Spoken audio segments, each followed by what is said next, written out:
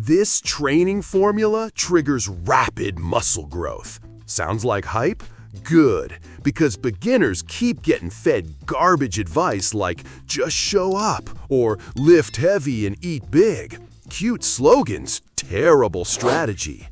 Here's the hard truth. Most beginners train like lost puppies. Random exercises, no plan, zero understanding of what actually builds muscle.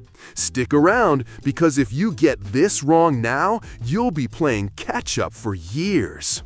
Number 6. Start with compound movements.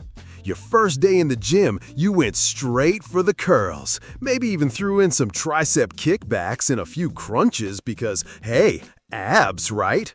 Classic rookie move. But here's what you should have done instead. Walked up to the squat rack, loaded a bar, and introduced your legs to pain and progress. Compound movements are the backbone of every serious training program. Squats, bench presses, deadlifts, overhead presses, rows. These aren't just exercises, they're full-body growth recipes. When you're a beginner, your body is like a dry sponge. It'll soak up gains fast, but only if you hit it hard and hit it smart. That means training movements that demand coordination, stability, and recruit multiple muscle groups in one go. Squats don't just hit your quads, they hit your glutes, hamstrings, calves, core, and even your upper back if you're doing it right. Bench press, chest, shoulders, triceps, deadlifts, everything. If there was a single lift that screamed, "I came here to grow," it's the deadlift. And let's be real, nobody ever built a thick, powerful physique off concentration curls alone. Those are garnish. Compound lifts are the meat. When you're starting out, every set of squats is worth 10 sets of cable fluff. You're training your central nervous system, you're building motor patterns, and you're developing strength that carries over to literally everything else you'll do in the gym. Number 5. Use progressive overload every week. Here's where most beginners mess it up. They get comfortable. They lift the same weights for weeks, do the same reps, same sets, same tempo, like muscle growth is gonna happen through sheer routine. It won't. If your body isn't being challenged, it isn't adapting. And if it's not adapting, it's definitely not growing. Progressive overload is the principle that turns a casual workout into a transformation plan. It means you're constantly asking more from your muscles. More weight, more reps, more sets, more tension, or even less rest. You're applying pressure, and your body responds by building itself up stronger to handle that pressure. That's hypertrophy in a nutshell. Let's break it down. If you benched 135 pounds for 8 reps last week and you do 135 for 10 this week, that's progressive overload. If you keep the 8 reps but bump the weight to 145, still progressive overload. Even slowing your reps down to increase time under tension or improving your range of motion, those are overloads too. It's not just about piling on more iron. It's about asking your body to do more than it did last time. And yes, as a beginner, you can do this every single week. Your body is primed to respond. It's like discovering a cheat code in a video game. Everything works, but only if you use it. You're enjoying the video? Comment where you're watching from. Hit the like button. If you're not subscribed to the channel yet, click the subscribe button. Number 4. Train each muscle group twice a week. Let's kill the myth right now. Once a week training is for people who enjoy staying small. You've probably seen that outdated split where Monday is chest, Tuesday is back, Wednesday is legs that nobody actually does, and by Friday it's just arms and abs because, well, that's easy. Newsflash, if you're training a muscle once every 7 days, you're wasting golden beginner potential. Training each muscle group twice a week isn't some elite-level advanced lifter tactic, it's basic physiology. When you train a muscle, it's stimulated for about 24 to 72 hours. After that, it's recovered and ready to grow again. But if you're only hitting it once a week, you're leaving 4 to 5 days of potential growth on the table. For beginners, your recovery window is short and sweet. You bounce back fast. You don't need a full week off before training the same muscle again. So why treat your program like you're a 20-year veteran bodybuilder recovering from 600-pound deadlifts? Here's what actually works. Full body workouts 3 times a week, or an upper-lower split done 4 times a week. That's it. Simple, effective, and proven to deliver faster gains. You stimulate muscle more frequently, improve motor learning, and build a rhythm your body can actually thrive on. Let's put it in real numbers. If you hit chest once a week for 3 sets, that's 3 sets in 7 days. But if you hit chest twice a week for 3 sets each time, that's 6 sets in the same time frame. Double the stimulus, double the opportunity for growth. Number 3. Focus on perfect form before chasing weight. All right, let's address the elephant in the squat rack.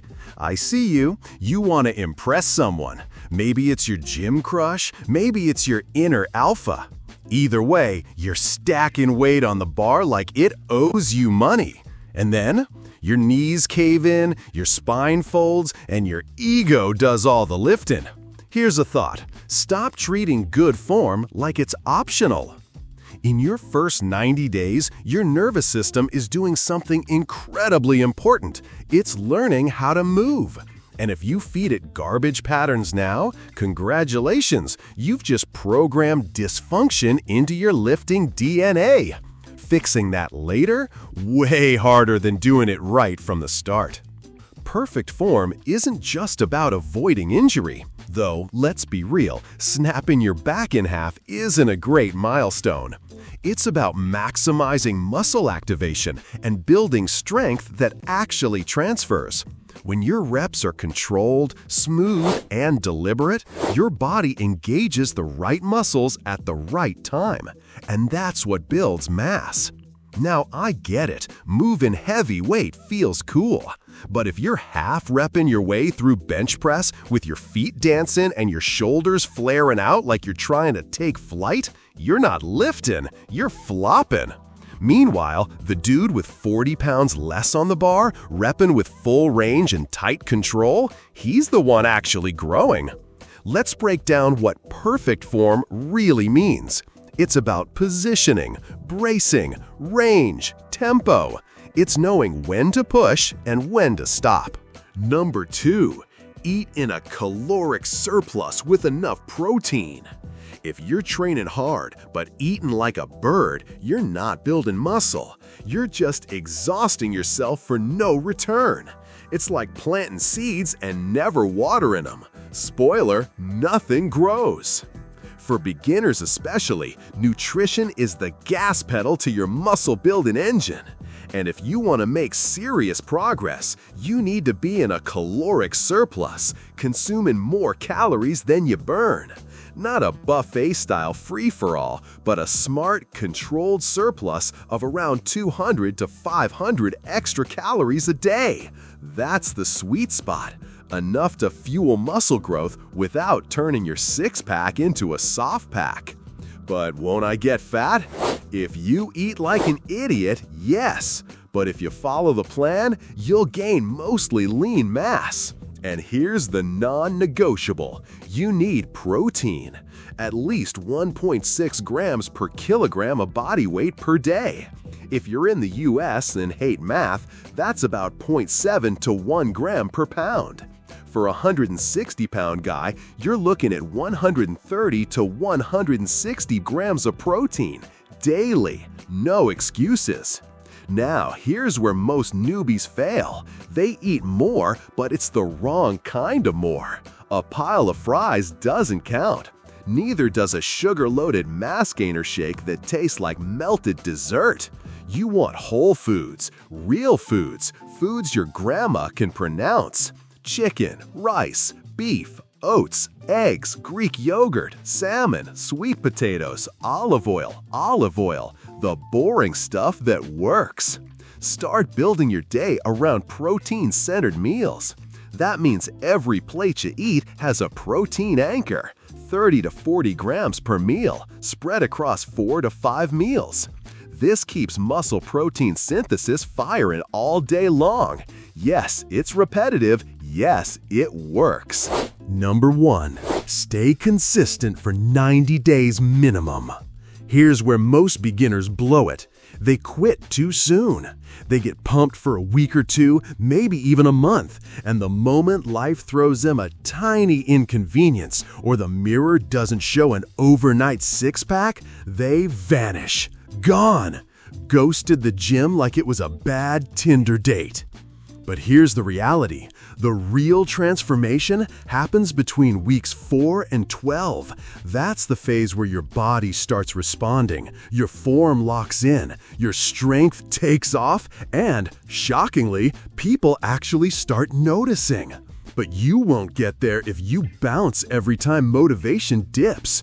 This isn't about hype, it's about habit. Consistency doesn't mean perfection. It means showing up, training 3 to 5 times per week, eating like someone with goals, sleeping like it matters, tracking your workouts. It's not complicated, it's just unsexy. The truth is, most people fail not because they didn't train hard, but because they didn't stick with it long enough for the results to show.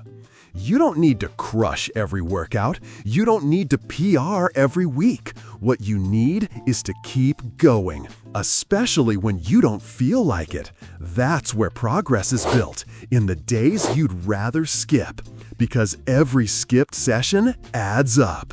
You liked the video? Leave your comment. Hit the like button. If you're not subscribed to the channel yet, click the subscribe button, and I'll see you in the next video.